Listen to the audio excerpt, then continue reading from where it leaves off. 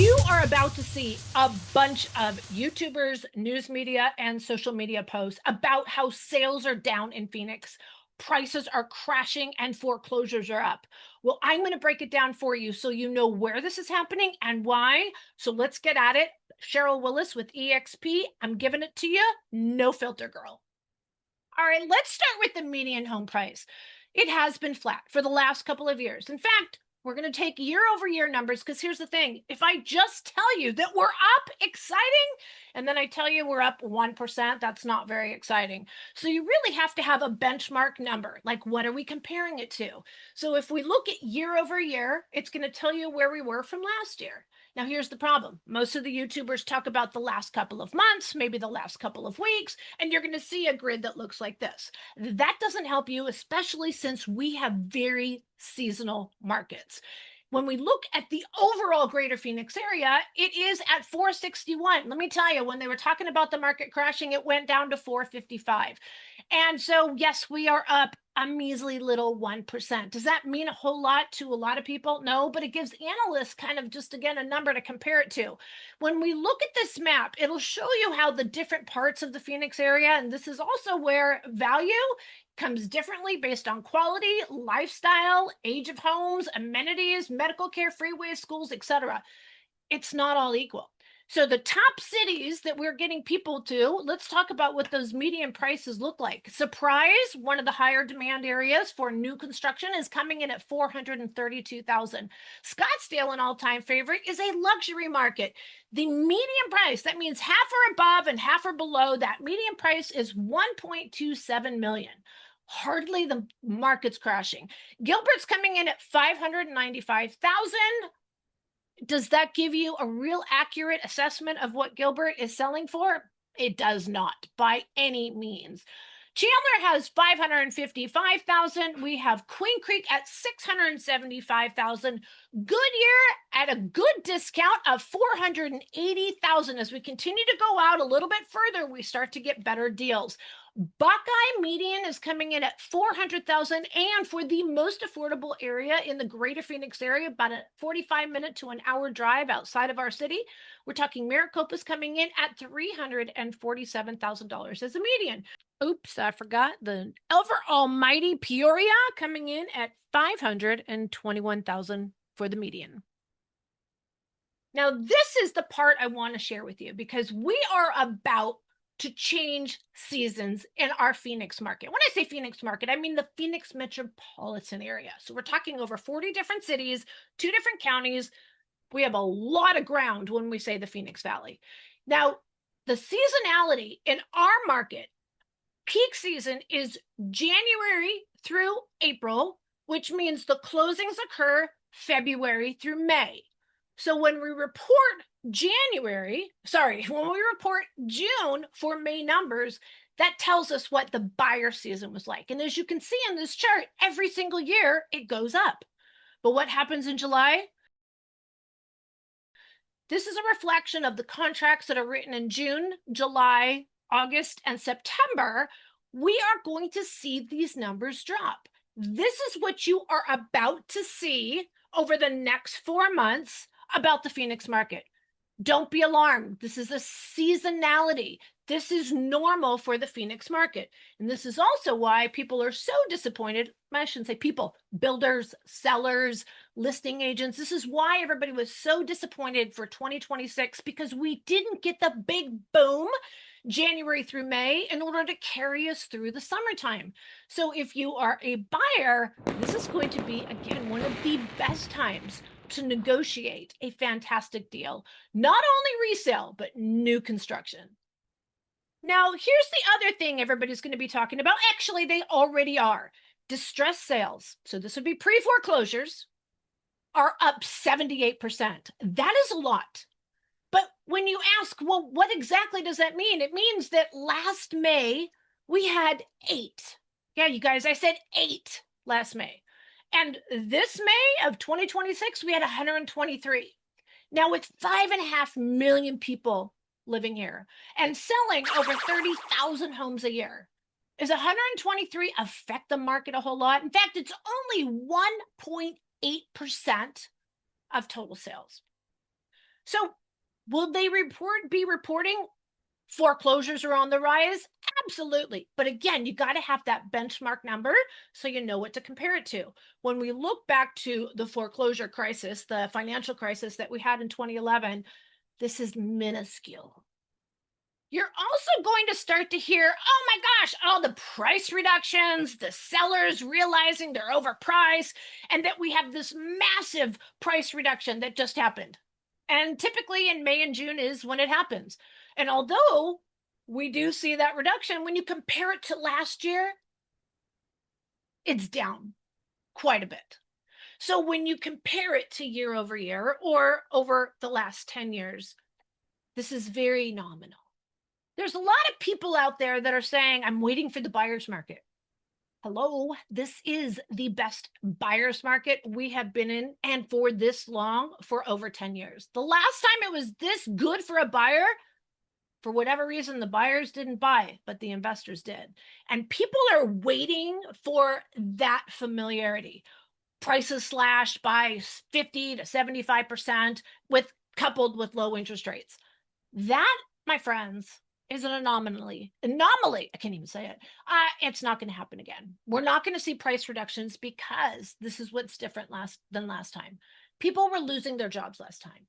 People were also in these rentals that they had taken seconds out on their primary home, like in California. They found out that their home was going down in value. They stopped paying their mortgage. And again, there was just this craziness going on. That's not what's happening today. Not that we don't have job loss, not that we don't have divorce, not we don't have people that are unfortunately passing away. We always do have situations. We have actually sold several homes that sellers have come to us and they've only owned their home a couple of years. For different reasons, they need to leave. Some of these, depending on the kind of loan they are in, are the ones that are facing short sales or maybe pre-foreclosures. But is it a vast majority? Like I said, when we're doing 7,000 contracts a month and we're only closing 128 distressed sales, you can see how this isn't a large portion of our market. So what does a buyer's market look like today? It looks like what we're in today. When we look at the total demand is low. Okay. Despite the fact that we have interest rates still in the mid sixes, we still have almost 90%, let's just say over 85% of the normal buyer activity. That's a good thing for the buyers that are in the market because there's less competition. The number one thing that really that will kill like aggressive deals is competition. Okay.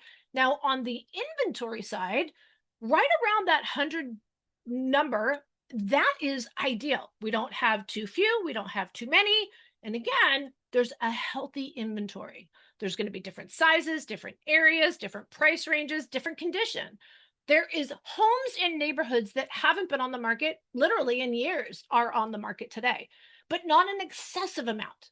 So when you take these two numbers and you get anything below 90, it's a buyer's market. Now, just to kind of give you that comparison, remember I said, you got to have kind of that benchmark. When the market was at its bottom in 2011, the CMI, the Confident Market Index, was in the high 20s. So we are significantly further away from that. Even in the 80s, although it's more of a buyer side than maybe many people have wanted. And by the way, this particular image is given to you from a seller perspective. So that's why it says it's in the red. If you're a buyer, this is in the green. So my point is this. There's been no better time to be a buyer. Prices are not going to come crashing down. Number one. Number two, interest rates aren't going to come down to 2 or 3 or even 4%, not in the relatively near future. Now, I do have one piece of good things. If you are still renting, staying in a rental, you are actually throwing away more money than you were before. I know it costs money to move, but if you're really trying to make your dollar stretch, you need to move. Apartments we have literally thousands and thousands of vacant apartments. Look at these deals. all over the valley. Whether you're looking for something super affordable, like in Buckeye, oh my God, I haven't seen rents this low in literally 10 years. Look at Scottsdale. You can even get like a month, 2 months, even 3 months for free when you sign a 12, 15, or even 18-month lease. And this is private landlords too. They're struggling. Rents for single family homes are staying in the same range between 2,100 and 2,200. That's the median price. Does that mean you can get a 4,000 square foot home on a quarter acre with a pool and a 4-car garage for 2,100? No, this is the median. So again, this is normal rentals. And when I say normal rentals, I mean long-term, 12-month or more rentals. Usually short-term rentals or mid-term rentals are significantly more because you're paying for convenience. All right, let's get back to what I was saying is that if you are renting right now, if you're trying to really make your dollar stretch before you get into a new home or your first time home, there is some great rental deals out there right now. Apartments are going, well, they're not lowering the monthly rent. They're just giving away free rental time with a longer lease. Take that to the bank.